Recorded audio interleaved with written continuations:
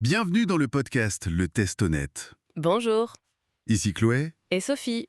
Alors, Le Test Honnête, c'est le podcast où on passe au crible toutes sortes d'articles de cuisine. Oui, on décortique les avis des clients, on partage un peu ce que les acheteurs réels en pensent. Tout ça pour aider à faire des choix un peu plus éclairés avant d'acheter.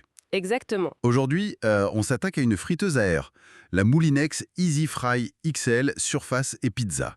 C'est le modèle AL4198F0. Ah oui, celle avec la grande surface, j'ai vu passer ça. Voilà, on a épluché la page produit Amazon, la description officielle, les specs techniques. Et surtout, les commentaires clients, j'imagine. Bien sûr, il y en a pas mal, près de 900. L'objectif, c'est de voir ce que cet appareil promet et ce qu'il vaut vraiment selon ceux qui l'ont acheté et utilisé. Bonne idée. Alors, qu'est-ce que Moulinex met en avant pour ce modèle Pixely? Alors, le gros argument, c'est cette fameuse très grande surface de cuisson. Un tiroir carré, assez plat, qui peut accueillir une pizza, une quiche de 27 cm. C'est pas commun pour un air fryer, soit. D'habitude, c'est plutôt un panier profond. Exactement.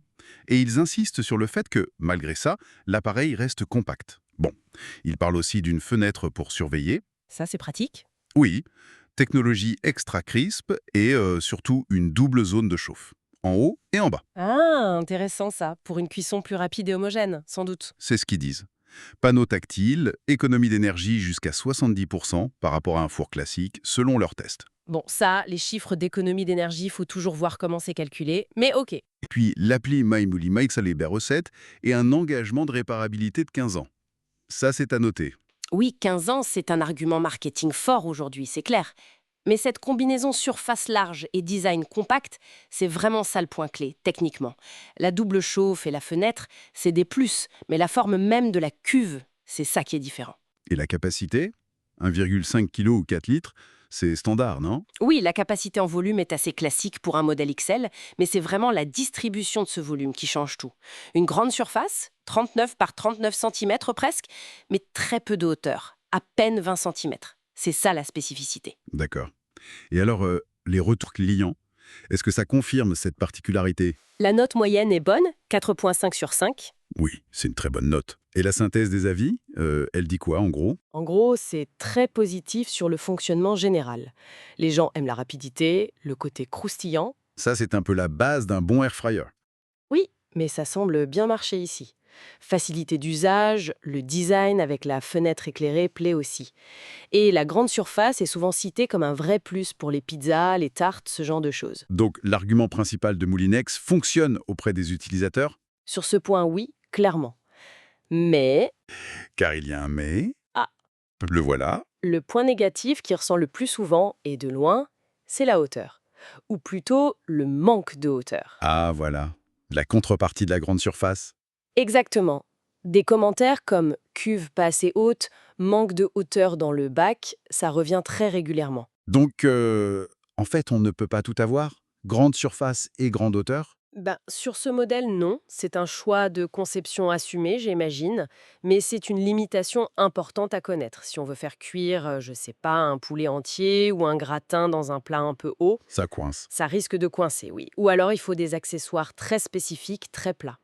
Donc cette grande capacité de 4L, elle est surtout en surface. Faut bien avoir ça en tête. D'accord, c'est noté. Et on a aussi repéré un avis un peu plus détaillé, celui d'un certain Chardon Y. Oui, Qu'est-ce qu'il dit? alors lui, il adore l'appareil en lui-même. Il dit superbe appareil multifonction, 5 étoiles pour ça, mais il critique très très fortement autre chose. Ah, quoi donc? L'absence totale de mode d'emploi papier détaillé et de livret de recettes. Tout est sur l'application smartphone. Et ça, pour lui, c'est inadmissible. Je vois. Ça, c'est un autre débat, mais qui est important. L'expérience utilisateur au-delà du produit physique. Oui, le produit peut être génial, mais si pour l'utiliser correctement ou même juste pour trouver une recette de base, il faut absolument passer par une appli. Ça peut être un frein ou une vraie frustration pour certains.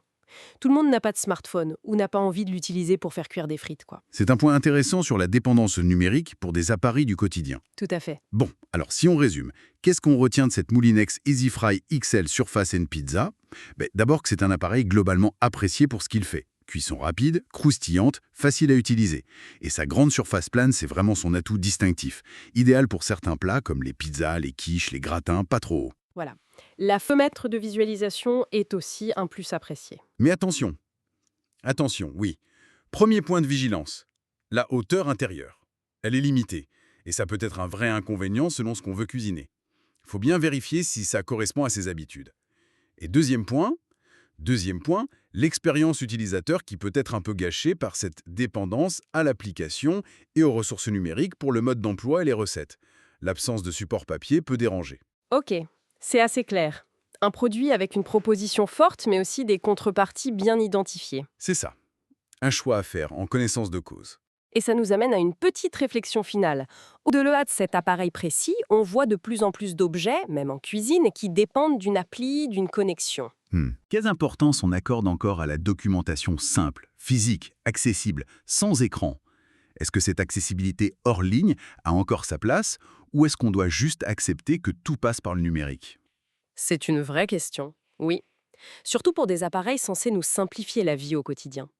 La simplicité, parfois, c'est aussi de ne pas avoir besoin de son téléphone pour comprendre comment marche sa friteuse.